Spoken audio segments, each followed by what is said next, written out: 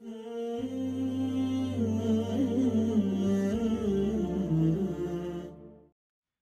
الله الرحمن الرحيم الحمد لله رب العالمين والصلاة والسلام على أشرف الأنبياء والمرسلين نبينا محمد وعلى آله وصحبه أجمعين وبعد. Bihamdillah, we have finished our introduction to the Mukhtasar, and now we will finally be beginning with the book itself. Imam Quduri writes, Bismillah ar-Rahman ar-Rahim, Kitab al-Taharah, قال الله تعالى يا أيها الذين آمنوا إذا قمتم إلى الصلاة فاغسلوا وجوهكم وأيديكم إلى المرافق وامسحوا برؤوسكم وأرجلكم إلى الكعبين. There's a few points over here that we should mention.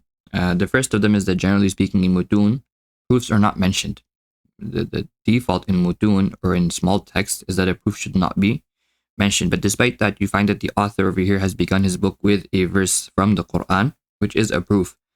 And the reason for this is out of tabarruk, in order to draw blessings from the blessed verse of the Quran. And for this reason, he began his book with this ayah, Ya ayyuhal ladhina amanu idha qumtum ila as-salah. And soon you'll also see him quote a hadith. Even though, like I mentioned, the default in mutun is that proofs would not be mentioned on account of the fact that the place for proofs are larger books of fiqh, the mutawwalat, commentaries, etc., or books of hadith. That is generally where proofs are discussed, not so much in mutun. But out of respect and out of tabarruk, in order to draw blessings from the Quran, the author has begun this with the verse itself, number one. Number two, when a proof is mentioned, and generally speaking, the mas'ala will be brought first, and then the proof will be brought. But you'll notice over here, once again, the proof was mentioned first, and the mas'ala, the ruling which al-Qudūrī will draw from this, will be brought later on, which is interesting. And the reason this is interesting is because of the fact that, once again, the commentators, al-Hidayah, or to be exact, al-Marghinani in Bidayat al-Mubtadi, follows him in this. He mentions the verse first, and then he brings the mas'ala, which once again goes against the general idea in even in commentaries. The mas'ala should be brought first, and then the proof. But once again, the reason they're doing this is for tabarruk, to draw blessings and to gain blessings from the word of Allah subhanahu wa ta'ala. Now, moving on with our discussion. The author says Kitab al-Taharah. Al-Taharah lughatan an-nadhafa. Tahara means cleanliness. In Sharia, Tahara can be defined as an-nadhafatu an hadathin aw khabath. Some say zawalul hadathi aw khabath. Now, what do we mean by in Sharia? This is a concept I'll discuss in more detail later on, bi'idhnillah. For now, just remember that the fuqaha, they describe Tahara as an-nadhafatu an hadathin aw khabath, or zawalul hadathi aw al-khabath. This is how they describe Tahara. What is hadath? Hadath is of two types. And hadath is also known as al-najasa al-hukmiyyah. Alright? So hadath is of two types. Al-hadath al-asghar and al-hadath al-akbar.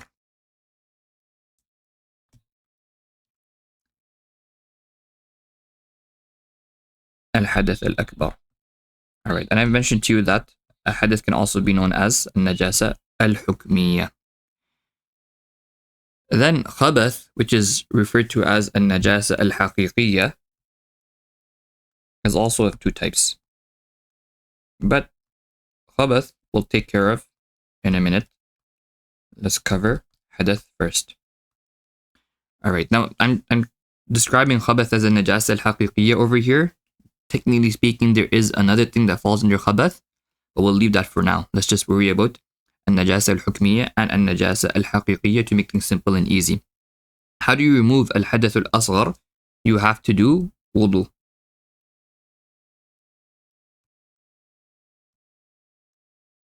How do you remove al-hadath al-akbar? You have to do ghusl. Now at this point, we'll explain to you the structure of the author in this book. Essentially, fiqh is a few categories. You have ibādat, you have mu'amalat, you can add mu'asharat in there as well, and then you have uqubat. From these categories, ibādat is the most virtuous in the sense that it is the action through which a person draws close to Allah subhanahu wa ta'ala, which Allah subhanahu wa ta'ala has legislated for the purpose of drawing close to Him. And then from the Ibādāt, the most virtuous ibadah or the most emphasized ibadah would be that of salah. And that's what you find oftentimes in the Quran. You have the command for salah coming prior to other commands, aqimu salah wa atu zakah, etc., etc. As well as in the Sunnah, there is a lot of emphasis on salah. And the first commandment to be taught is salah, as mentioned in the hadith of Mu'adh bin Jabal. So salah is very important, it's extremely important. And for that reason, in chapters of Ibādāt, salah is brought first. Now, prior to discussing salah, there are certain conditions a person has to fulfill before entering into salah. And the most important or the most relevant of these conditions would be Taharah. And that's why the author begins his book with Kitab al-Taharah. Then within Taharah, we have once again al-Taharatu or al-Nadafatu an hadathin aw khabath. You're purifying yourself from either a hadath, which I said you can refer to as a najasa hukmiyya, or khabath, which we said you can refer to as a najasa al-haqiqiyya, even though there is more that falls under khabath. But for our purpose, this is sufficient. Al-hadath is of two types, al-hadath al-asghar and al-hadath al-akbar. For this reason, the author begins his book. He begins his book with mention of al-hadath al-asghar, i.e. Wudhu. After this, he'll move on to mentioning al-hadath al-akbar. This will be the second discussion within the book. Now, both of these will be removed through water. Both wudhu, or both al-hadath al-asghar and al-hadath al-akbar, the default is that they're removed through water. And for that reason, after mentioning wudhu and ghusl, the author will move on to mention ahkam al-miyah. And this is the third discussion the author will have in his book. Now, ahkam al-miyah includes a number of things. Ahkam al-miyah, number one, includes the type of water which you can use to remove impurities, right? That would be al-ma' al-mutlaq, is what will be used to remove hadath. And then likewise, how does water become impure? That will also be discussed. So under ahkam al-miyah, the author will discuss a number of things, one of them being al-ma' al-mutlaq. Right? And likewise, how does water become najis? Let's just write al-ma' al-najis for now. But the actual discussion is to understand al-ma' al-tahir, right? And there's much more discussion over here, which will be mentioned. And then, after mentioning these categories of water, the author will also mention something referred to as al-ma' al-musta'mal, like used water, water that's used for wudhu, or water that's used for ghusl, because the ruling of used water differs from water that has not been used to remove impurity or to getting closer to Allah subhanahu wa ta'ala.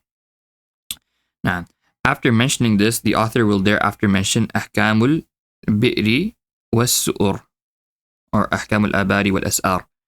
Now, in this discussion, I should also mention this, in the ahkam al-miyah, the author will also mention certain discussions pertaining to how water is contained. So, discussion regarding containers in which water is kept, because wudu is done from water which is kept in containers. So, certain discussions regarding that will also be mentioned on account of this, resemblance, or on account of this reason. And then finally, the author will mention ahkamu al-abar, because water is generally taken from wells, wal-as'ar. And as'ar refers to, or su'ur as a singular refers to, water that is kept, that is leftover water essentially. If a human being drinks from a cup, or if an animal comes and sips from a cup or a container, can you do wudu with that water? That will be discussed next. With this, ahkam al-miyah will be finished. Now, what is the solution or the alternative to using water? If a person does not have water, what is the alternative? The alternative over here would be at-tayammum. And that's why after this discussion, the author will move into babu at-tayammum. And he will discuss the rulings of tayammum in detail. And on account of tayammum being inclusive of mash, by this understanding, the author, after discussing tayammum, will then move on to babul mashi al-khuffayn. Now, technically speaking, you would assume that al-mash al-khuffayn should be brought before tayammum, right? Because al-mash al-khuffayn is part of wudu. But on account of the fact that tayammum has mash, and tayammum is a badal or a khalaf from wudu, likewise mash al-khuffayn is also a khalaf or badal from washing one's feet. On account of this, and on account of the fact that tayammum is established in the Quran itself, tayammum is established from the Quran itself, whereas al-mash al-khuffayn is established by widespread sunan. For this reason, he's delayed the discussion on Mash al-Khuffayn after the discussion on at-Tayammum. Now that he's mentioned this, there are a few discussions that require a bit of detail. So in ghusl, he will mention to you that one of the causes for ghusl, al-ma'ani al-mujibah lil-ghusl, right, is janaba. Now that's quite simple. But along with janaba, there's also hayd. And hayd is quite a lengthy discussion, which is why the author has a separate chapter altogether for babu al-hayd. And in babu al-hayd, the author will discuss al-istihada. Aside from hayd, he will also discuss al-istihada, which we'll explain at that time, bi'idhnillah. He will discuss, on account of after discussing al-istihada, he will naturally discuss the hukum of the ma'dhur. Right? That's an important discussion, al-ma'dhur. And then he'll also discuss an-nifas. Alright. Finally, the author will move on to khabath. So I told you khabath is of two types, which we'll discuss at that time. But after discussing all these points, the author will in detail discuss babu al-anjas. And this will be the last chapter you're going to come across in Taharah, babu al-anjas. That is where khabath and najasa al-haqiqiyya with its different categories will be discussed.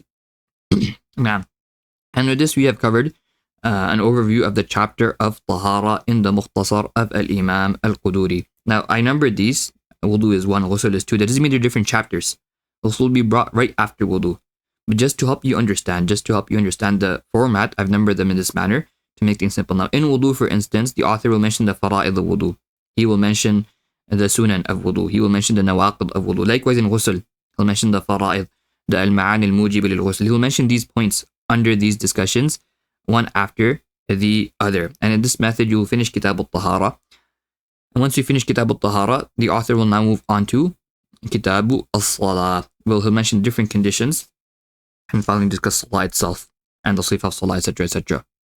Now we begin with the first text in the Mukhtasar after the verse of the Quran. He says, فَفَرْضُ الطَّهَارَةِ غَسْلُ الْأَعْضَاءِ الثَّلَاثَةِ وَمَسْحُ الرَّأْسِ. The fard of Tahara, that action which is deemed to be fard. We've explained the ruling of fard to you over here. The fard over here refers to الَّذِي ثَبَتَ بِالْكِتَاب. Because these actions, غَسْلُ الْأَعْضَاءِ الثَّلَاثَةِ, washing the 3 body parts, وَمَسْحُ الرَّأْسِ, and wiping over the head, have all been established from the Quran itself, from the verse of Allah subhanahu wa ta'ala, إِذَا قُمْتُمْ إِلَى الصَّلَاةِ فَاغْسِلُوا وُجُوهَكُمْ وَأَيْدِيَكُمْ إِلَى الْمَرَافِقِ وَامْسَحُوا بِرُؤُوسِكُمْ وَأَرْجُلِكُمْ إِلَى الْكَعْبَيْنِ. وفي قراءة وأرجلكم إلى الكعبين. نعم. So he says ففرض الطهارة, fard over here is, in the meaning of the highest level of fard, is غسل الأعضاء الثلاثة, to wash the 3 body parts, i.e. the face, the hands, and the feet, ومسح الرأس, and to wipe over the head. Now al-Tahara over here, by way of context, we understand al-Tahara to refer to wudhu. Why do we know that al-Tahara refers to wudhu? We understand that al-Tahara refers to wudhu because the ayah the author mentioned prior to this, or the portion of the verse the author mentioned prior to this, has to do with wudhu. i.e. إِذَا قُمْتُمْ إِلَى الصَّلَاةِ فَاغْسِلُوا وُجُوهَكُمْ. So the fact that the author mentioned that, and then he says فَفَرْضُ الطَّهَارَةِ, al-Tahara over here specifically refers to al-wudu, as opposed to referring to another form of al-Tahara. Now, the first point to discuss over here is that غسل الأعضاء الثلاثة, washing the 3 body parts and wiping over the head is fard. Now, what part or what portion of the body parts need to be washed? When it comes to al-aidi wal-arjul and likewise al-ras, the author will discuss this in detail later on because there is khilaf in those discussions. Alright, what portion of the head, what portion of the head must be passed over or wiped over, and likewise what portion of the hands and the feet need to be washed. He will explicitly mention this later on. For al-Wajh, he does not mention this. We will discuss this right now. And likewise, we will also discuss how the author has extracted fardiyya from this verse. Why is ghasl and mash fard based on this verse? And in order to help you understand this, we will mention a Qa'idah Usuliyyah and explain it to a degree of detail bi'idhnillah. The author says that غسل الأعضاء الثلاثة ومسح الرأس is fard, and his proof is the verse فاغسلوا وجوهكم وأيديكم إلى المرافق إذا قمتم إلى الصلاة فاغسلوا وجوهكم وأيديكم إلى المرافق وامسحوا برؤوسكم وأرجلكم إلى الكعبين. Now, the first qa'idah you have to understand over this is a Qa'idah Usuliyyah, so make sure you write it down in your usul chart. al-Amr lil-Wujoob. al-Amr lil-Wujoob. And this is a qa'idah which we'll use again and again. So make sure you understand this well from this point. This qa'idah is agreed upon by majority of jurists and legal theorists referring to the Usuliyun. They all say that al-Amru lil-Wujoob. Now, why do the Hanafiya say this? Again, we're going to explain this in light of the Hanafiya, the Usul of the Hanafiya.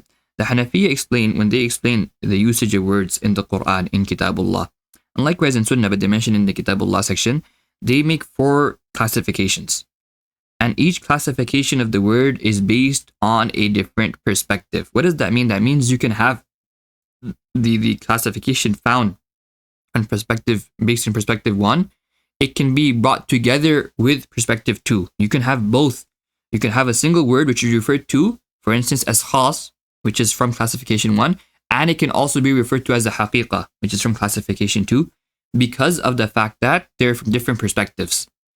Alright, so don't think that if a word is khas, it cannot be haqiqah or majaz or sarih or kinaya or mufassar or lahir or nas, etc., etc. No, it's possible for them to gather. Now, that doesn't mean they're always going to gather. It depends on the usage, right? It depends on exactly whether the definition of khas or haqiqah is applicable or not. So they mentioned that they have 4 classifications. And the first of these classifications, they say, is bi'tibar al-wad', on account of coinage. How is the word made? How is the word coined?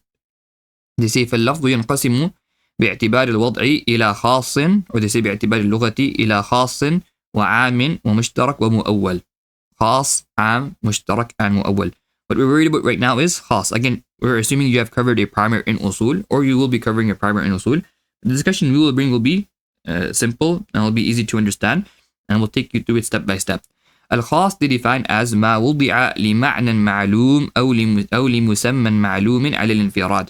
Khas is that which has been coined for a known meaning or a known entity individually. So it's referring to a single entity. Again, single can be in the form of a person. It can also be in the form of a universe or an entire category. When you look at it from the perspective of it being one entity or one thing. This is discussed in more detail in the books of usul. But we have to understand over here that al-khasu ma wudi'a, it has been coined for لِمَعْنًا مَعْلُوم, a single meaning, على الانفراد. Alright, individually, a single meaning. For this reason, the amr, the صيغة al-amr is khas. Why is amr khas? لأنه وضع لمعنى معلوم على الانفراد. It's been coined for a single meaning. What has amr been coined for? Amr has been coined for wujub. So the first step over here is to understand that al-amr باعتبار الوضع لفظ خاص. And this is why the usuliyun, when they discuss amr, they bring it after the discussion on khas. And they actually state, al-Bukhari has mentioned this in the Kashf al-Asrar, وَمِنْهُ الْأَمْرِ. I believe al-Bazdawi is also mentioned, وَمِنْهُ الْأَمْرِ, أي وَمِنَ الْخَاصِ الْأَمْرِ. Amr is a form of khas, in the sense that just like there are other words that fall under khas, amr will also fall under khas. Why? لأنه وضع لمعنى معلوم على الانفراد. It's been coined for a specific, a known meaning, a single known meaning. What is that single known meaning? Al-Wujoob. Now, is this sufficient to establish أن الأمر للوجوب? There is one more step. So keep this in mind when the Hanafiya explain that al-amru lil-wujoob. There are 2 steps we're going to take over here at this level. The reason we're going to take 2 steps is because the first categorization is bi'tibar al-wada'. What has the word been coined for? Is the word coined for a general meaning? Is the word coined for a specific meaning? Is the word coined for multiple meanings? Has one of the meanings for which the word has been coined for given preference? What is the word coined for? This is the first step to understand over here. What has the word been coined for? The second step beyond this is to see how is the word being used. Because a word might be khas in terms of coinage, but if it's being used in a figurative sense, then it being khas is irrelevant. And this is why you have to understand, even when you study the books of usul, when they mention a string of examples after mentioning the khas, they mention a string of examples in the books of usul after mentioning the hukum of the khas word. You have to understand that it's not just it being khas. Number 1, it's khas bi'tibar al-wada'. And number 2, bi'tibar al-isti'mal, you have to make sure that it's being used in its literal meaning. And that's our second discussion, which is the second categorization. ثم اللفظ ينقسم باعتبار الاستعمال إلى حقيقة ومجاز وصريح وكناية. In terms of usage, the word can either be حقيقة or مجاز. What is حقيقة? الحقيقة ما استعمل فيما وضع له. That word which is being used for the very meaning it was coined for. It's being used in the meaning it was coined for. والمجاز ما استعمل في غير ما وضع له. And majaz, the figurative word, is that which is being used in a meaning for which it has not been coined. It's a figurative usage. Majaz we'll worry about later. For haqiqah right now, all we have to understand is that if a word can be a haqiqah, if a word is in front of you, it can be used in its literal meaning, or it can be used in its figurative meaning, a majaz. In that scenario, the default is that the word will be used in its literal meaning. This is the default. Unless there is a qarina صارفة عن معناه الحقيقي. Unless there is an indication on account of context, on account of an external reason, which suggests that this word is not being used in its literal meaning. Only then will we say that the figurative meaning is at play. So the default in any word is that it's being used for the meaning it was coined in. Unless there is an indication that suggests that this word is being used in a figurative meaning. إذا دار اللفظ بين الحقيقة والمجاز فالحقيقة أولى ما لم تكن قرينة صارفة عنها إلى المجاز. As long as there is not an indication either in the form of context or in the form of an external reason, etc., that indicates or that averts the word from being used in its literal meaning and suggests strongly that it is being used in its figurative meaning. So there's two steps over here. Step number one, al-Amr وضع لمعنى معلوم على الانفراد. Amr is khas. Why is it khas? Because it's been coined for a specific meaning, an individual meaning. وهو الوجوب, and that is wujub. The second step is to be certain of the fact that it's being used in that literal meaning. And the answer over here is, in this verse, we don't have any qarina صارفة عن الوجوب. We don't have any indication or suggestion that the Amr is not being used in its literal meaning. Therefore, we apply the default. What is the default? The default is that any word will be used in its literal meaning. And in this, by saying this, we have using usul understood that the Amr in this verse is certainly and truly for wujub. So just two steps. Al-Amr وضع لمعنى معلوم على الانفراد وهو الوجوب. Step number one. Step number two, ثم استعمل في معناه الحقيقي. And why are we saying this? Because there's no قرينة صارفة عن المعنى الحقيقي. Now there are more steps obviously, but for now we will suffice at this and understand this qa'idah, al-Amr lil-Wujoob, in light of this. Later on you will come across examples. You will come across examples where an Amr is not being used for wujub. So an Amr, the usuliyun will tell you, even though its literal meaning is wujub, you can have many figurative meanings for which it is being used. And all these figurative meanings, a lot of them you'll be able to tell from the context. And look at the context, you'll be able to determine that the Amr over here is not being used in its figurative meaning. Let's mention one example. The hadith of the Prophet sallallahu alaihi wasallam. من كان منكم مصليا بعد الجمعة فليصلي أربعة. If anyone from amongst you will pray after Jumu'ah, then he should pray 4 rak'at. Now the default over here, فليصلي أربعة, he should pray 4 rak'at. يصلي is an Amr. والأمر للوجوب. الأمر وضع لمعنى معلوم وهو الوجوب. لمعنى معلوم عن الانفراد وهو الوجوب. Therefore, the Amr over here should be for wujub. It is necessary to pray 4 rak'at after the Jumu'ah prayer. However, in this context, we have a qarina صارفة. We have context that suggests that the Amr over here is not for wujub. What is that context? من كان منكم مصليا. Whoever from amongst you will pray. This seems to suggest that it's a choice. So because we have a qarina of takhir, a person has been given a choice to pray or not to pray, therefore we understand that the Amr over here is not for wujub, rather it's for recommendation, it's for nudub or istihbab, which is one of the figurative meanings of al-Amr, amongst like 20 figurative meanings that al-Amr has. So over here we have a qarina. Now this is one example. Again, the purpose over here is not to get lost in the example and to take it apart. It's just to get a general understanding that sometimes al-Amr, due to a qarina, will be taken away from its literal meaning of wujub. So in this scenario over here, in this example, can we say al-Amr lil-Wujoob? نعم باعتبار الوضع. in terms of coinage, it is for wujub. But due to a qarina, bi'tibar al-isti'mal, it's no longer being used in the meaning of wujub.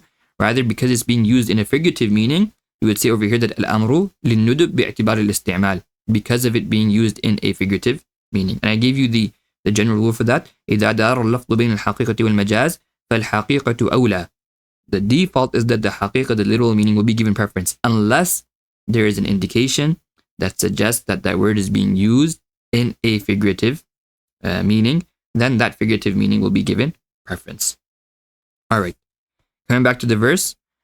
اغسلوا وجوهكم. اغسلوا is a صيغة الأمر. وامسحوا برؤوسكم. امسحوا is a صيغة الأمر. And therefore, والأمر للوجوب فالغسل or فغسل الوجه والأيدي والأرجل ومسح الرأس واجب بالآية, due to the verse. Now the second question over here is when we say al-amr lil-Wujoob, what does al-Wujoob mean over here? Are we saying al-Wujoob refers to the category after fard? The answer is no. When we say al-amr lil-Wujoob, al-Wujoob only refers to al-talab al-jazim. This is the broader category. Remember I told you al-Wujoob can be used in the broader sense. This over here is an example of al-Wujoob being used in the broader category. I.e. al-Wujoob over here is inclusive of fard and wajib, because al-Wujoob over here refers to al-talab al-jazim. Ibn Humam has indicated this in the Fath. Now we're going to look at it after determining al-amr al-wujub. Let's look at it further or beyond. Is the verse qat'iyyu thubut? The answer is yes. Is it qat'iyyu dalala? Yes, al-amr al-wujub over here would be qat'iyyu dalala. For this reason, yathbutu bihi al-fard. Had it be dhanni in any level, then we would say that fard would not be established, wujub would be established. Alright? So, al-muradu bil-wujubi huna al-talab al-jazim. If that amr is found in a sense that it is qat'iyyu dalala, or in a place where it is qat'iyyu dalala and qat'iyyu thubut, we will establish fard through it. But if that amr is found either dhanniyu dalala, qat'iyyu thubut, or dhanniyu thubut, qat'iyyu dalala, then in that scenario, or to be exact over here, if that amr is found in a scenario where it is dhanniyu thubut, qat'iyyu dalala, over here we will not establish fardiyya, we will establish wujub. Why are we establishing wujub through this? Because of the fact that it's dropped from the level of dhanni, of qat'iyya. Alright? Unless it happens to be a fard amali, which we'll discuss in its proper place. So with this we've covered a very important qa'idah, and I'm going to just summarize this because this is important. This will come again and again. And like I said, there's a lot of discussions we can have in al-Amr. There's a lot of usuli discussions we can have in al-Amr, and these usuli discussions are important because fiqh will be based off of it. Fiqh will be based off of it. But these discussions, we're going to scatter them over our lessons to make it easier to digest and to make it easier for you to apply whatever usul you're learning into these books of fiqh. So once again, over here we have the qa'idah, or we have the verse, اغسلوا وجوهكم فاغسلوا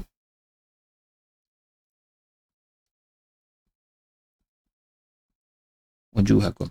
How do we move from this to al-ghaslu fard? Again, I say al-ghaslu, but it's really ghaslu al-a'dha'i thalatha wa mashu al-ra's. Alright, amsahu bi ru'usikum. How do we move from this to al-ghaslu fard? And at this level, I want you to think of applying usul al-fiqh like you apply i'rab.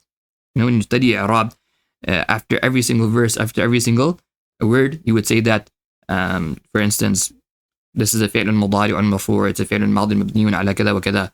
Right? You would apply it at every single word. Likewise, when you study usul, I want you to be able to try applying at this level. Whenever you study a mas'ala in fiqh, apply this to the verses and the proofs you come across. Now, obviously, we're not going to be mentioning this every single day. The reason we're mentioning this over here is because the author mentioned the proof. So we're going into full detail. But we will scatter these masail usuli, these fawaid usuliyah across the board to help you understand this discussion, or these discussions. فَاغْسِلُوا وُجُوهَكُمْ al-ghuslu, or al-ghasl to be exact. Now, they say that al-ghaslu with the fatah refers to washing, and al-ghuslu with dhamma refers to ghusl, taking a bath. However, they're interchangeable. They are interchangeable. But to be more clear, we would say al-ghaslu fard. Washing over here is fard. How do we arrive at this conclusion? The way we arrived at this conclusion is due to the Qa'idah Usuliyyah, al-Amr lil-Wujoob. Al-Amr lil-Wujoob. Now, remember I told you in the beginning of our lessons, the faqih is not actually worried about al-Amr lil-Wujoob. And all the detail that goes on behind al-Amr lil-Wujoob, the faqih is not worried about that. The usuli tells the faqih al-Amr lil-Wujoob, or the faqih himself, on account of also being an usuli, determines that al-Amr lil-Wujoob, and then he applies it into specific scenarios. So this whole discussion over here underneath al-Amr lil-Wujoob is an usuli discussion. And the reason I'm mentioning this, once again, even though we're studying fiqh, the reason I'm making this clear for you, the reason I'm mentioning this is so that it will be easier for you to apply usul al-fiqh. Otherwise, we don't actually have to mention this discussion because the fiqhi already takes al-Amr lil-Wujoob for granted from the usuli, or he himself arrives at that conclusion on account of him acting as an usuli. Now, but now to understand al-Amr lil-Wujoob, why do we say that al-Amr lil-Wujoob? The reason we say that al-Amr lil-Wujoob is because al-Amru lafdun khas. Step number 1. Al-Amru lafdun khas. In fact, let's write this in orange. Now, al-Amru khas. Again, khas is, this is bi'tibār al-wada'. This is the first step. Why is Amr khas? لأنه وضع لمعنى معلوم على الانفراد. What is that معنى معلوم على الانفراد? وهو الوجوب. And it is الوجوب. Is this sufficient to say al-Amr lil-Wujoob? Yes, bi'tibar al-wada'. Does that mean in this verse al-Amr lil-Wujoob necessarily? No. We have to check off a second box. What's the second step? ثم استعمل في معناه الحقيقي. It's being used in its literal meaning. Again, what is المعنى الحقيقي? إن استعمل فيما وضع له. When a word is being used for what is coined for, it's a haqiqa. There's a long discussion. Is the lafz haqiqa, is the ma'na haqiqa? Don't worry about that. If a word is being used in the meaning it has been coined for, it is haqiqa. ثم استعمل في معناه الحقيقي. This is the second step. باعتبار الاستعمال. How do we know it's being used in المعنى الحقيقي؟ لعدم وجود قرينة صارفة عنها. Because there's no indication that it's being used in a figurative meaning. And the default is that it's being used in its literal meaning. لعدم وجود قرينة صارفة عنها أي عن المعنى نعم الحقيقي. We can write عنه نعم لعدم وجود قرينة صارفة عنه. Because there's no external factor such as context or an external proof that's indicating it's being used in a figurative meaning, we understand it to be being used in the default, which is its literal meaning. And because it's being used in its literal meaning, we've checked off both boxes. باعتبار الوضع, it's for wujub, and it's being used in that literal meaning of wujub. Therefore, we understand that al-amru lil-wujub. Are we done? There is one concept left, and that final concept, because look, we're proving from the verse. أغسلوا وجوهكم الغسل فرض. We're proving that al-ghaslu fard. So we do have one point left over here, and that point is وَالْمُرَادُ بِالْوُجُوبِ. When we say al-amru lil-wujub, al-muradu bil-wujub at-talabu al-jazim. But al-wujub over here refers to is at-talabu al-jazim. But thereafter, because the verse is qat'i wa-thubut, فَلَمَّا كَانَتِ الْآيَةُ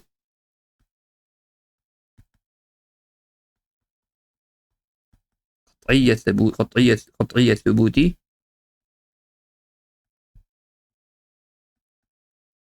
ثبت به الفرض. What are we establishing through the verse? We are establishing fardiyya. And for this reason, we understand that al-ghaslu fard. Alright, now that we've explained al-ghaslu fard, up until now we've had an usuli discussion. Now let's enter into a fiqhi discussion. What is ghasl? Remember I told you in the umur ta'abbudiyya, we have to determine the meaning of the word, and we have to determine where that meaning is, what exactly that meaning applies to. This is now we've understood al-amru lil-wujub, al-ghaslu fard. But now we have to define ghasl, and along with defining ghasl, we have to understand where exactly it is applicable. أما الغسل فهو الإسالة. Ghasl means to pour. Alright, and in this context, because we're talking about water, and that's default, where we refers to over here is pouring water. What does pouring mean? وَحَدُّ الْإِسَالَةِ أَنْ يَتَقَاطَرَ الْمَاءِ. The water should drip. Now, how do we know if water is being poured, right? How is ghasl fulfilled? It's fulfilled once the water drips. Now, whether that's it drips once, it drips twice, right? It should trickle down and drip. Generally speaking, the later scholars have said that it should drip at least twice. But the point over here that there should be taqatur. The water should drip. Alright? That's what's intended over here. Because otherwise, if the water is not dripping, they say that this is not ghasl. And we'll come across khilaf regarding this soon. وَيَتَفَرَّعُ عَنْ هَذَا. Based on this, based on establishing that the water is dripping, we have a few tafri'at. And this is something which we're going to do again and again for yourselves to make the fiqh easier to understand. We're going to establish a point, and then we're going to do tafri' based on that point. So number one, we establish a point, and number two, based on that point, we're going to build on it. ويتفرع عن هذا أنه لو استعمله استعمال الدهن بأن يمر الماء على العضو مجرد إمرار. If a person was to use water, for instance, in the manner he uses oil, right, or cream. How do you use cream and oil? You rub it, and then you wipe it over yourself. Have you ever used so much oil, like on your hands, for instance, right, where the oil starts dripping? I'm going to assume you haven't. I haven't. Okay, or cream, for instance. Well, cream doesn't really drip, but oil, for instance, if you were to use it and wipe it over your hand, it would not drip. You'd simply wipe it and it's done. If someone was to use water in the exact same method when doing wudu, let's assume he's in a public area and he doesn't want to get caught doing wudu, for instance. So he takes water, he wipes it in his hands, and then after rubbing it, he rubs it over himself. He wipes it over himself. Now, did the water drip? If the water doesn't drip, ghasl is not complete. And if ghasl is not complete, the command which was given, فَغْسِلُوا وُجُوهَكُمْ, is not complete. And therefore his wudu will not be complete. Alright, so if someone was to use oil in this water in the same method which he uses oil, i.e. the water was not to drip because he simply rubs it over his body without actually pouring it in a manner that it drips. In this scenario, ghasl is not complete. If the command is not complete, فَغْسِلُوا وُجُوهَكُمْ, he hasn't brought about the legislation which he was commanded to bring about, and therefore his wudu will not be complete. If he was to pray salah using that wudu, that salah will be invalid. That salah will be invalid. Okay, this is tafriq number one. Number two, what if someone was to do wudu with snow? Would his wudu be complete or not? This is an interesting question, and Ibādāt as well as others have discussed this. They say that if a person rubs snow to such a degree that the snow starts to melt and water starts to drip, in this scenario, his wudu will be valid. In this scenario where it does not drip, his wudu will not be valid, because once the snow starts to melt, you're using water. Because you're using water, as long as you rub it to such a level where it begins to drip, in this scenario, his wudu will be valid. If it does not drip, in this scenario, his wudu will not be valid. Now we've understood that al-ghaslu al-isala. And how do we define al-isala? أن يتقاطر الماء ولو قطرة أو قطرتين. Over here in this second part, everyone agrees al-ghaslu huwa al-isala. However, how do we define al-isala? There is a riwayah from Abu Yusuf where he differs. In one narration from Abu Yusuf, they say that taqatur is not actually necessary. What does that mean? As long as the water flows on your body, even if it's not dripping, even if it does not drip, he says this is sufficient. يُجْزِئُ إِذَا سَالَ عَلَى الْعُضْوِ وَإِن لَمْ يَقْطُرْ. Even if it doesn't drip. This is how Ibn al-Humam mentions it, and this is a better way of understanding Abu Yusuf's opinion. That even if the water doesn't drip, as long as it flows over your body. Now in this scenario, if someone was to take water and rub it over his hand, Abu Yusuf would agree over here that the wudu does not count. However, if someone was to take snow and rub it, and the snow began to melt, and the water began to flow, but it didn't flow enough for it to drip, right? Or as Ibn Abidin explains, it dripped much later. When it flows, it's on his arm, and then slowly, generally speaking, when you use water, it drips right away. But slowly, after quite some period, that's when it begins to drip. Abu Yusuf says in this scenario, the wudu will be valid. But Abu Hanifa and Muhammad say, no, it won't be valid. Why will it not be valid? Because for ghasl to be found, al-isala along with the water dripping needs to be found. And the dripping needs to be right away.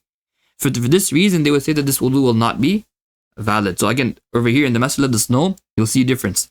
If you use snow in such a manner where you rub it to such a degree that it begins to melt and drip right away, and you have multiple drops falling off of your body, over here everyone would agree that the wudu is valid. In this scenario where you use snow and you rub it against your arm to the point that it begins to flow, but despite flowing, it doesn't actually drip. يُجْزِئُ إِذَا سَالَ عَلَى الْعُضْوِ. It flows on the arm, but because it's so less, it doesn't have the ability, it doesn't drip right away. In this scenario, Abu Yusuf says, okay, the wudu is valid. But Abu Hanifa and Muhammad say no, it won't be valid, because they said that the water needs to drip, either a drop or 2 drops need to drip right away. Okay. The correct opinion is that of Abu Hanifa and Muhammad. So over here you can add this into your notes. Again, when you're taking notes for our classes, perhaps it wouldn't be the best to use the worksheet, because the worksheet was designed for you to take notes from the Hawashi. But you're taking notes in the classes, you're going to follow this method which we've put out for you. We establish a point, and then we do tafri'. We establish a point, and then we do tafri'. And then we've scattered fawaid usuliyyah, fawaid fiqhiyah throughout the documents, of course. Or throughout the commentary and our explanation. وفي رواية عن أبي يوسف. Now, this riwayah can also be looked into, but for now we'll just take this as one opinion, which has been transmitted from Abu Yusuf, whereas the correct opinion in the school is that the water needs to drip. It's not sufficient for the water to flow in the body alone. The water actually needs to drip. And with this we've understood al-Ghasl. What is al-Mash? وأما المسح فهو الإصابة. قال ابن عابدين المسح لغة إمرار اليد على الشيء وعرفا إصابة الماء العضو. Mash, for mash to be found, water simply needs to reach. It needs to reach the body part. Now notice over here, when it came to ghasl, we said that reaching isn't sufficient. The water reaching the body part is not sufficient. The water needs to flow on the body part to the point that, according to the correct opinion, it drips. And according to the second opinion, it simply needs to flow without actually dripping. Mash, wiping over the head, because that's the udhu which you wipe over, is isaba. It's simply sufficient for the water to reach the head, irrespective of whether it drips or not. Now there is a question over here. Is it necessary, when we say the water needs to reach the head, is it necessary for this to be in a manner where you yourself are using your hand to make sure the water reaches the head? Or is it sufficient, for instance, if you were to jump into a pool and you actually didn't take water and pass it over your head because you jumped into a pool, obviously your entire head was wet. Is this sufficient for mash? So when we define mash, lughatan, linguistically, when you hear mash, like someone wiped over something, masaha ala kada, he wiped over so and so thing, right? Linguistically, you would assume mash to refer to passing your hand over something. But urfan, in its general sense, in how it's used in day-to-day speech, mash refers to something broader. Doesn't it actually mean for yourself to pass a hand over something? If anything passes over that item, it's sufficient. Alright, so as long as the water reaches that item or that body part in this scenario, it is sufficient for mash to be found. When we say mash al-mashu wal-isaba, it doesn't have to be through your own hand. It can be through any method. As long as the water reaches that body part, the wudu will be valid. And based on this, we write وَيَتَفَرَّعُ عَنْ هَذَا. This is actually a tafri' from both the previous discussions, al-ghaslu and al-mash. If it's raining heavily outside, and a person is walking outside, and he gets drenched to the point that the water reaches his head, and along with that, let's assume he's wearing a t-shirt, so his arms are completely drenched, and let's assume it was raining so hard that his face also got drenched, and along with this, his feet also got drenched. Is his wudu complete or not? Is his wudu complete or not? The answer is yes, the wudu will be complete. Why? Because ghasl, the purpose behind ghasl and the purpose behind mash is found. Alright? The purpose, the whole point of ghasl, alright, it's not using your hand. It's for water to flow. And if it's raining extremely hard to the point that you're drenched, water will be flowing. And likewise, the purpose behind masah is not to use your hand. That's not what we're saying masah is necessary. It's to get the water to your head. So in this case, the water has reached the head. So even if you're not using your hand, even if you're not using your own hand to do this, as long as the water reaches the portion of the body in the quality or along with the quality which is conditioned. What do we mean by along with the quality? In the body parts where ghusl or ghasl is a condition, it needs to flow. And in the body part where mash is a condition, it simply needs to reach that area. This is sufficient. This is sufficient. And this discussion we'll cover in more detail when we cover the niyyah. The Hanafiya say this is sufficient because water intrinsically cleans. Like whether you intend for it to clean or not, whether you use your hand or not, okay, the water will do its job, regardless of whether you are passing your hand over it or not. So for this reason, this is sufficient for ghasl and mash to be found. And since this is sufficient, we would say that the wudu of this person would be valid. Now let's move on to our next discussion. فَغْسِلُوا وُجُوهَكُمْ. So today we've covered al-Amr lil-Wujoob. We have covered likewise the meaning of Wajh, the meaning of Ghasl, وَمَا يَتَفَرَّعُ عَنْ ذَلِكَ, as well as the meaning of Mash, وَمَا يَتَفَرَّعُ عَنْ ذَلِكَ. Now we move on to al-Wajh.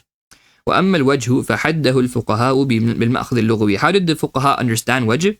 They say, let's look at the linguistic usage of Wajh. They say al-Wajh refers to that area which a person normally sees when standing face to face. We literally say face to face. Now, it refers to the face. Why? Because when you're talking to someone, you're standing in front of them, what do you normally look at? You're normally looking at their face. So they say, وَالْمُوَاجَهَةُ يَقَعُ عَادَةً. Generally speaking, when a person is talking to you, they're not looking at your feet, they're not looking at your arms, they're looking at your face. And the area they're looking at is from مِنْ قُصَاصِ الشَّعْرِ, from the hairline, إِلَى أَسْفَلِ الذَّقْنِ, to the bottom of the chin, and in terms of width, from one earlobe to the other.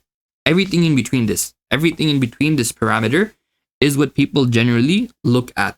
And because this is the scenario, this is the case that muwajah generally occurs with this amount, therefore we're going to define Wajh as this. We will define Wajh as this. And this has actually been quoted from Abu Sa'id al-Barda'i, who, as I mentioned to you in the chart of the Hanafis, I had made mention of this in the chart of the Hanafi, that this is a teacher of Abu al-Hasan al-Karhi. And Abu al-Hasan al-Karhi in turn is the teacher of al-Jassas al-Razi, who is a teacher of Abu Abdullah al-Jurjani, who is the teacher of al-Imam al-Quduri.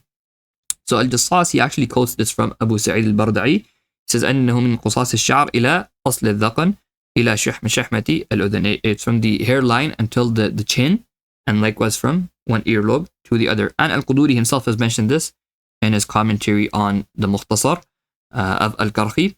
And al-Quduri also mentions another interesting point. Beyond mentioning this, he says that Abu Hanifa says, إنما مواضع الوضوء ما ظهر منها. Again, what's the logic over here? The logic over here is as follows. الوجه ما يواجه إليه عادة. Wajh is that which is generally looked to. Now let's assume, for instance, a person has a beard on his face. When you're talking to someone, do you see the outside of the beard, or do you see the inside of the beard? You see the outside of the beard. You see the part of the beard that's on that's in front of you. Now, so when we say muwajaha, what are we referring to when we say muwajaha? We're referring to what is apparent from a person's face. This is what Abu Hanifa says, وَإِنَّمَا مَوَاضِعُ الْوُضُوءِ مَا ظَهَرَ مِنْهَا.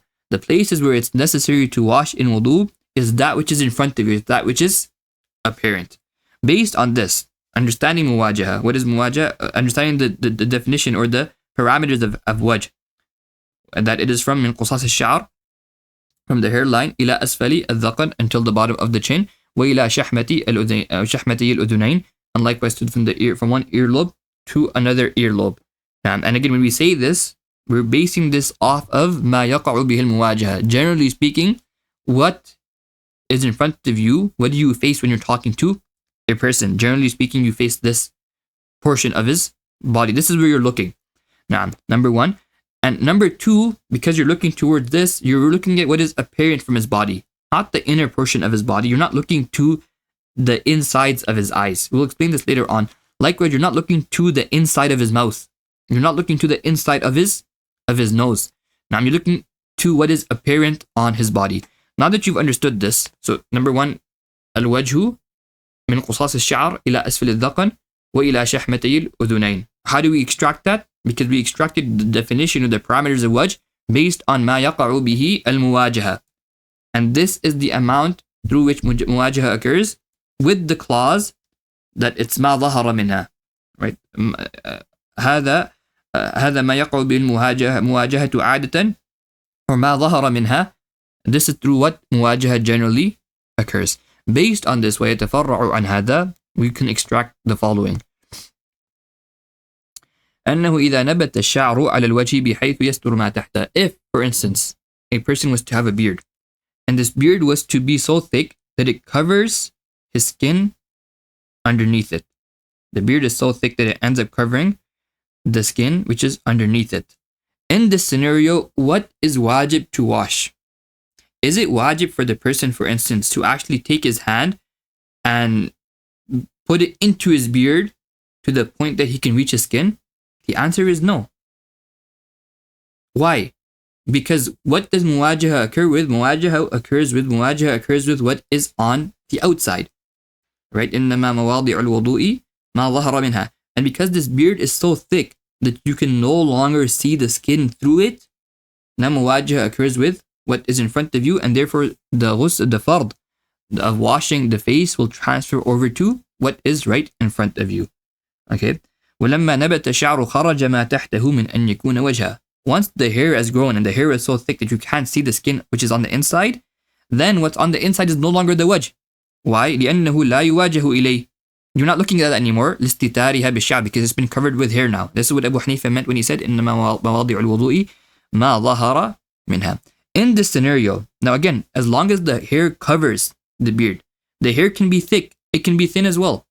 Often, as long as the hair of the beard covers the skin, whether the hair is thick, whether the hair is thin, as long as it's covering the skin underneath it, in terms of the fardiyya of washing one's face, you only need to wash the apparent portion of the beard. Okay? You only have to wash the apparent portion of the beard. Again, right now we're speaking about the beard, we're speaking about that portion of the beard which is on the face, not that portion of the beard which hangs below the chin. We're speaking about that portion of the beard which is within the parameters of the face. Whether that portion of the beard is thick or thin, as long as it's covering the skin underneath, you can't see the skin through it, the ghusl or the fardiyya of ghusl al-wajh will transfer to the front portions of that beard. So you'd be washing your face, and instead of taking your hands and rubbing them through your beard so that you can reach your skin, if the beard covers the skin, you simply have to wash the apparent portion of, or the apparent part of your beard. Why? Because what's within the beard, what's hiding within the beard, the skin which is behind the beard, is no longer from the wajh, لِأَنَّهُ لَا يُوَاجَهُ إِلَيْهِ. Alright, what if a person has a beard which is thin in the sense that you can actually see skin through it? Right, so you'll find that certain brothers that have beards, in fact, it might even be a thick beard, but because of the nature of their hair, is such that you can actually see the skin through it. If this is the case, if you can actually see the skin through it, now يَقَعُ بِهِ الْمُوَاجَهَةِ. This falls under the wajh because it's seen. And because it falls under the wajh, you would have to ensure that water reaches this portion as well.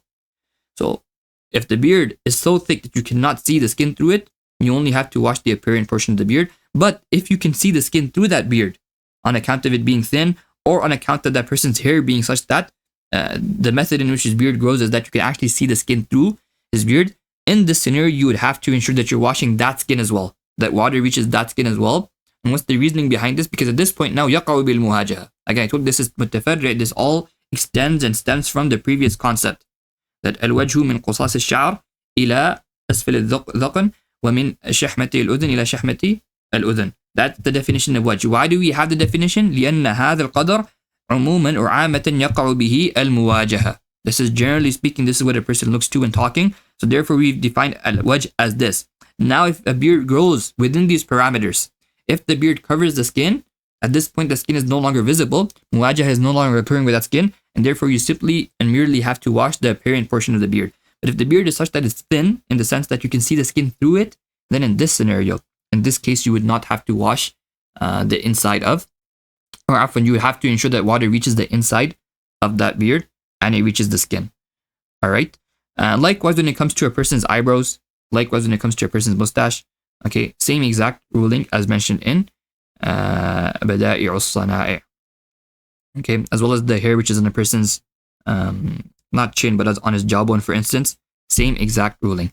What about the part of the beard that stems beyond the parameters of the face, meaning the part of the beard that hangs? The part of the beard that hangs. So over here, they said that this doesn't fall under the wajh. The parameter of the wajh, umuman, generally speaking, is from the qusas al-sha'r, from the hairline until the chin. What hangs beyond the chin doesn't fall under the wajh. Unlike when you're talking to someone, generally speaking, you shouldn't be staring at their beard. Muwajah doesn't occur of this amount. The focal point of when you look at a person, you're talking to them, you're face to face with them, is their face from the hairline until the chin.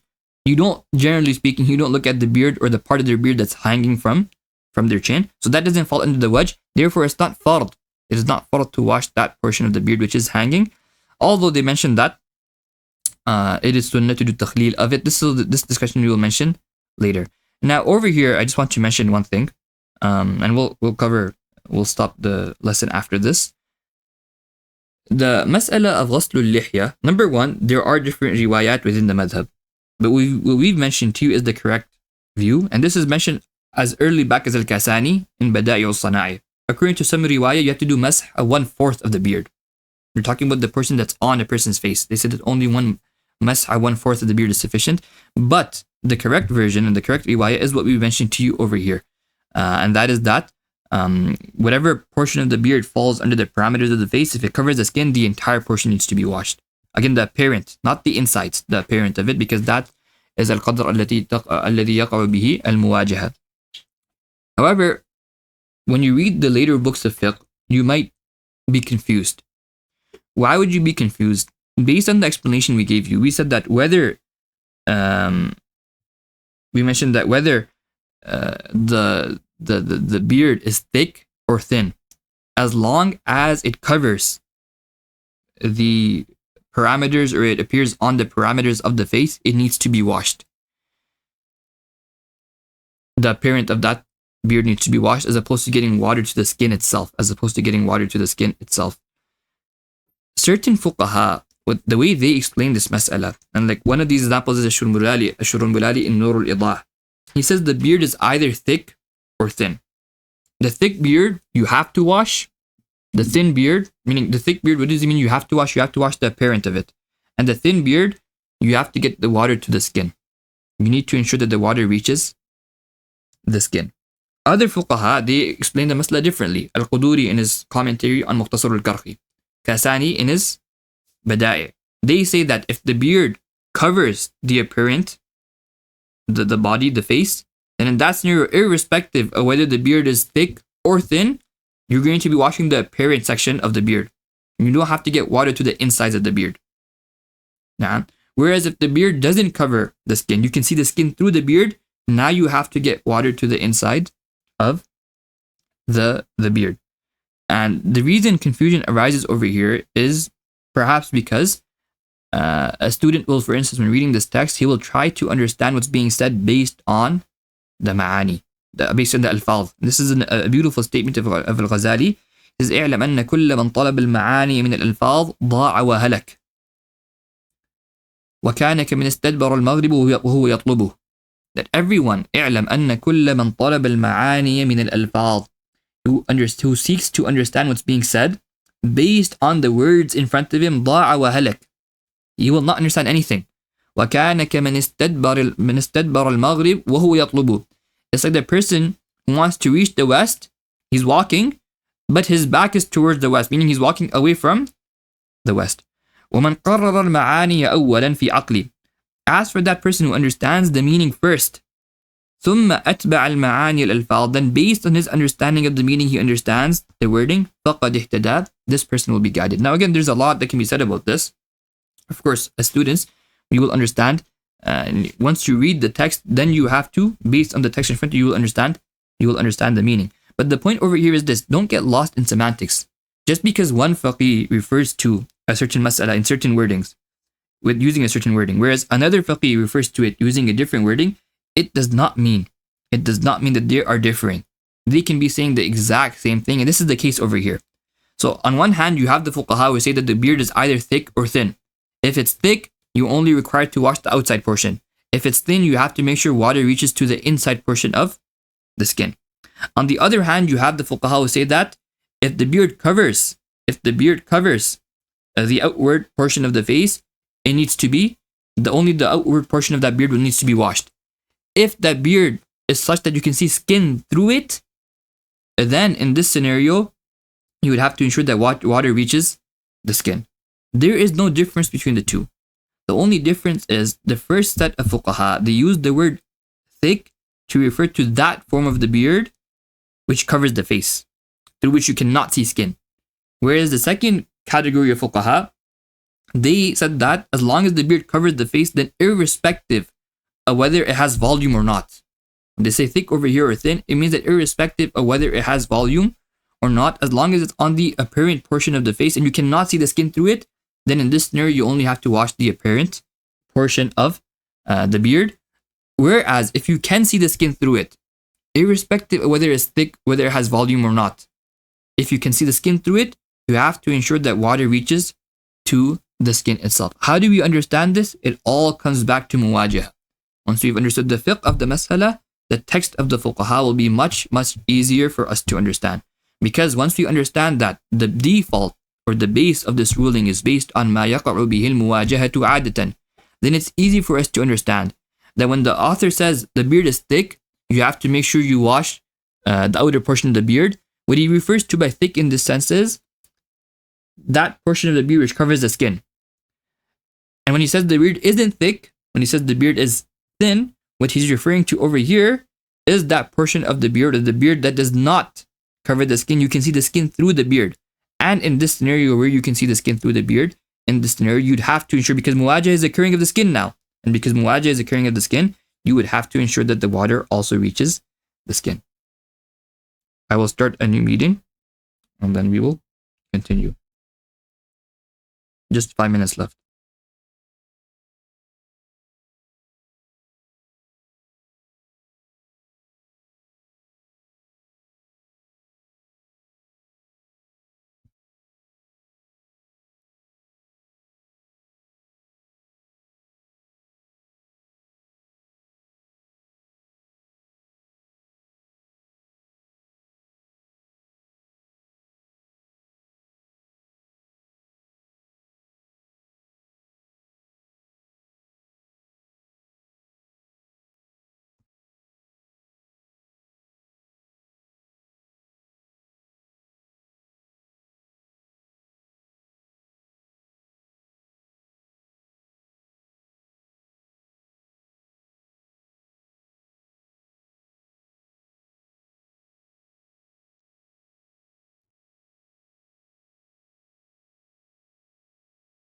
Now that we've understood the apparent khilaf, again I'm saying apparent khilaf because this is not khilaf, they're not differing over this. That's why if you open Shurun Bari's Maraqi, when he explains, when he defines the thick beard, he himself says what I mean by thick over here is that you cannot see the skin through the beard. Now that you've understood this, we will explain the rulings of the beard bi'idhnillah in a simple manner. But before that, what I'll do for you is I will once again I'll do tahrir of the khilaf itself. So like I mentioned to you, certain fuqaha, when they explain the beard, they simply say that al-lihya will either be, again, the general point you have to remember over here is that when both these set of fuqaha, when they're referring to al-lihya, they're referring to al-lihya allati hiya fi da'irat al-wajh. It falls under the parameters of the face, meaning min qusas al-sha'r ila asfal al-dhaqn wa min shahmat al-udhun ila shahmati al-udhun. This is what they're referring to when they're talking about the fardiyya of washing, whether you have to ensure that the apparent, what is apparent from the beard is washed, or you have to ensure that water reaches to the skin itself. This is what they are referring to. As opposed to that which hangs from the chin, everyone agrees that is not farad to wash. Okay, so al-lihya over here, you'll find some fuqaha say it's either, they say katha or khafifa. Okay, al-katha, al-lihya al-katha, they say the part of the beard which is thick, they say yajibu ghaslu zahiriha. You have to ensure you wash the outer portion of it. On the other hand, al-lihya al-khafifa, over here they would say that yajibu isalu al-ma'i ila al-bashara. You have to ensure that water reaches the skin. This is how certain fuqaha will explain this text. I'll just read from Shurun Bulali's Nur al-Idah to you. نعم يجب غسل ظاهر اللحية الكثة في أصح ما يفتى به. Why is he saying في أصح? Because I told you there are other riwayat within the madhab. You have to do mas'ab 1/4.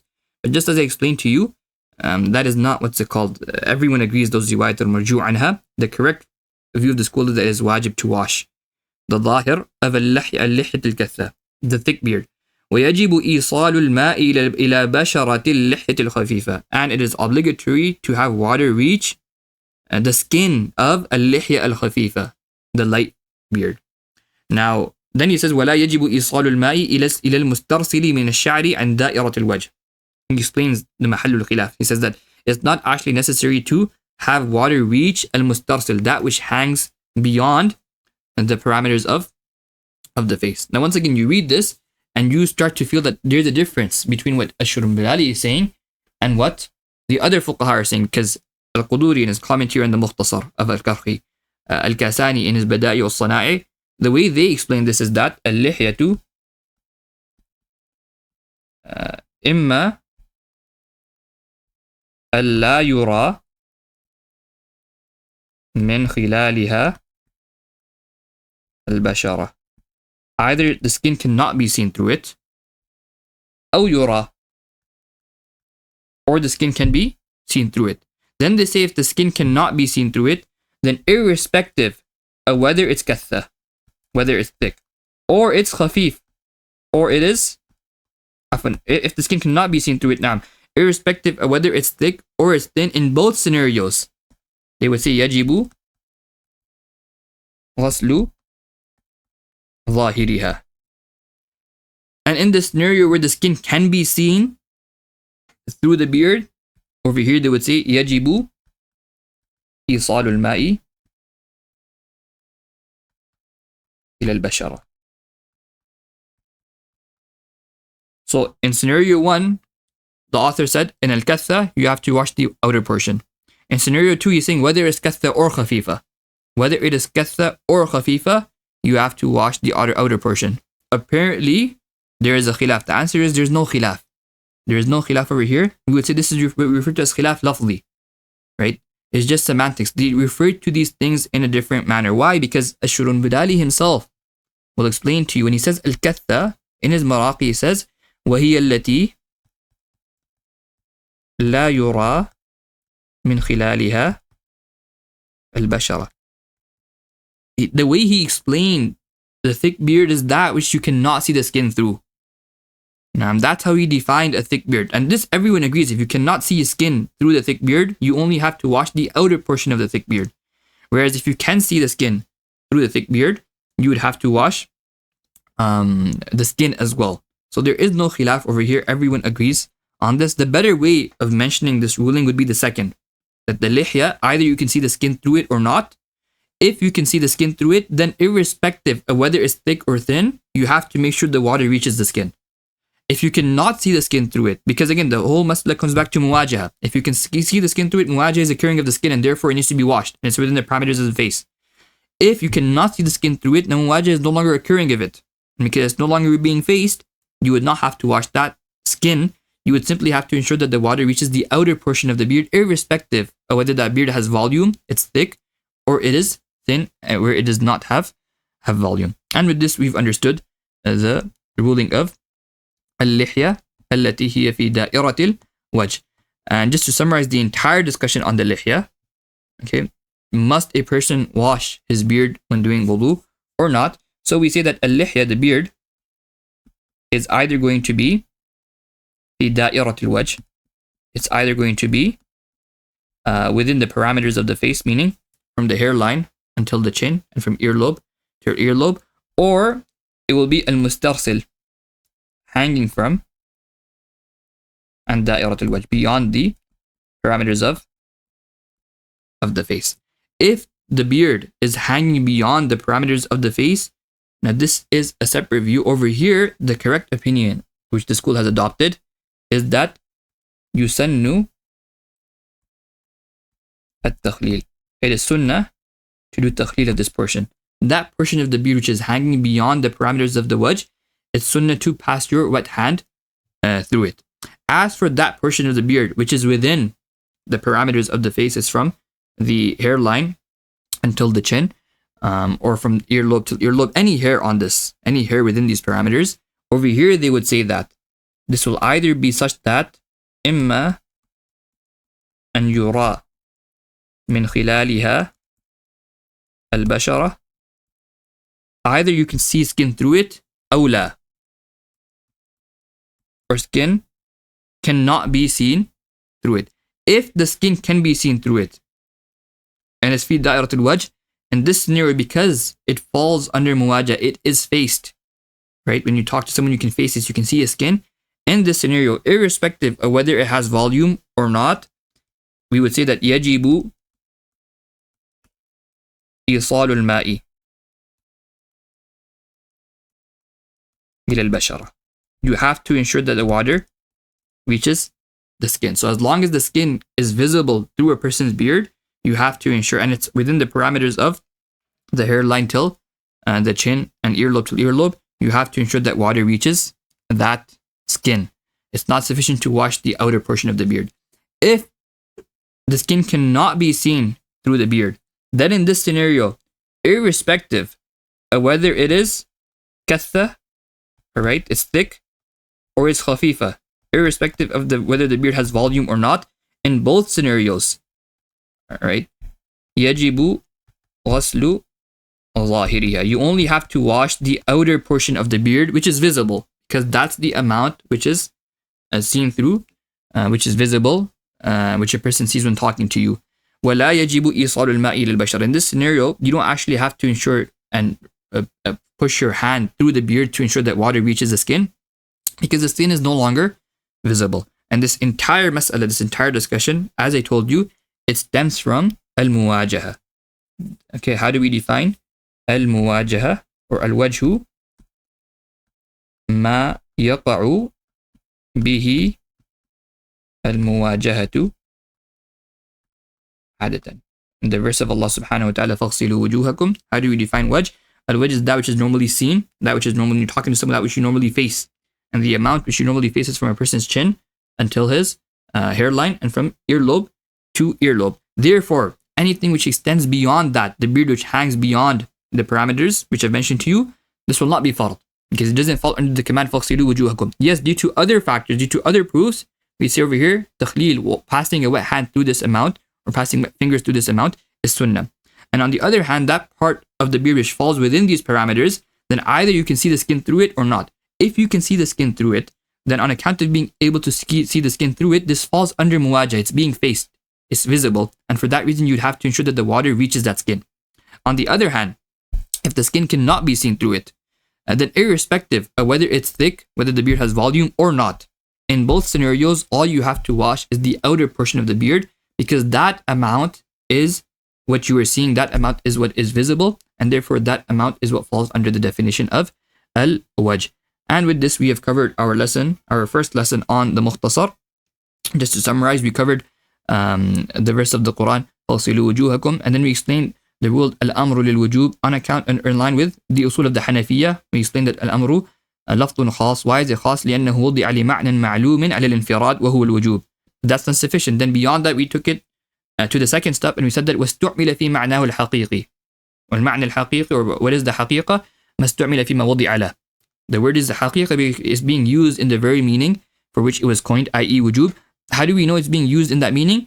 لعدم وجود قرينة صارفة عنه. We don't have any indication, any context which indicates that it's being used in a figurative meaning, and the default إذا دار اللفظ بين الحقيقة والمجاز أن يكون المراد الحقيقة, that it is the حقيقة that is being intended. And based on that, we said that غسل الأعضاء الثلاثة, washing the portions of the body, as well as مسح الرأس, passing a hand over the head, or wiping over the head, is wajib. Now wajib over here, like we said, al-Amr lil-Wujoob, al-Wujoob over here, if it's within a Quranic verse, you would say that this is fard. And for that reason, all these actions are fard. Whereas if that is being established through something which is dhanniyu thubut, like a khabar wahid, over there we would say that it is wajib, it is not fard. Then beyond that, we defined al-ghasl. We said that al-ghasl huwa al-isala wa haddu an yataqatar. نعم أن يتقاطر, the water should drip ولو قطرة أو قطرتين. We mentioned that there is the khilaf of Abu Yusuf in this. There's one riwayah from Abu Yusuf that as long as the water flows, even if it doesn't drip, it's sufficient, it is fine. But we mentioned that the correct opinion is that of Abu Hanifa and Muhammad, that the water should drip even if it's a drop or two drops. And based on this, everyone agrees that if you were to take water and rub it over your body in a manner where it doesn't flow and it doesn't drip, wudu will not be complete, because ghasl is not found, and the command is for فَاغْسِلُوا وُجُوهَكُمْ. Now, and likewise, we mentioned that if a person just takes snow and rub it over his body in a manner where the water flows, now either it flows and it drips. Over here, everyone agrees the wudu is complete. If it simply flows but it doesn't drip, Abu Yusuf will say the wudu is complete, but Abu Hanif and Muhammad will say the wudu is not complete. And I mentioned to you that this is the correct opinion. Then after this, we went on to define al-mash, and we said that al-mash huwa al-isaba. And by isaba over here, we don't mean to a person passing his hand, his wet hand over his hair. It's sufficient for water to reach it in any method whatsoever because the purpose is fulfilled. And for this reason, we mentioned that if a person is outside and it's raining very heavily, and the rain he's drenched in the rain to the point that all the portions in his body, which are fard to be washed in wudu, are washed, including the face, the arms, the feet, as well as water has reached, and the water has also reached the hair. In this scenario, his wudu will be complete, even if he didn't intend it, even if he didn't use his hand to pass water over it. And the reasoning behind this is that water intrinsically cleans, and because of the fact that it intrinsically cleans, there's no need for a person to actually intend for it to work. It does its job regardless of whether you intend it or not, and it will fulfill its purpose regardless of whether you pass your hand over it, over your body or not. And then we went on to discuss the wajh, and we said that al-wajh, the way they have defined al-wajh, is min qusas al-sha'r, from the hairline, ila asfal al-dhaqan, to the chin, and then from one earlobe to the other earlobe. And we mentioned that the reason they defined al-wajh as this is because هذا القدر يقع بالمواجهة. This is, generally speaking, this is what's visible. This is what a person faces when talking to another person. And based on this, we mentioned the masail of the lihya and hair that grows on the face. If it is such that you can see the skin through it, you have to ensure water reaches the skin, because at that point the skin is visible. يقع بالمواجهة. But if it's such that it covers the skin, then irrespective of whether it is thick or thin, and likewise in the beard, the mustache, the eyebrows, as long as it covers the skin, you can't see the skin through it, then in this scenario, the water is not necessary to have the water reach the skin. It's sufficient to wash the outer portion of this hair, of the hair. And this is why Abu Hanifa says, إِنَّمَا مَوَاضِعُ الْوُضُوءِ مَا ظَهَرَ مِنْهَا. Now there are a lot more tafri'at which we'll cover tomorrow bi'idhnillah in our next lesson regarding what stems from al-muwajaha and the wajh. But we'll leave that for a later lesson bi'idhnillah. Assalamu alaikum wa rahmatullahi wa barakatuh.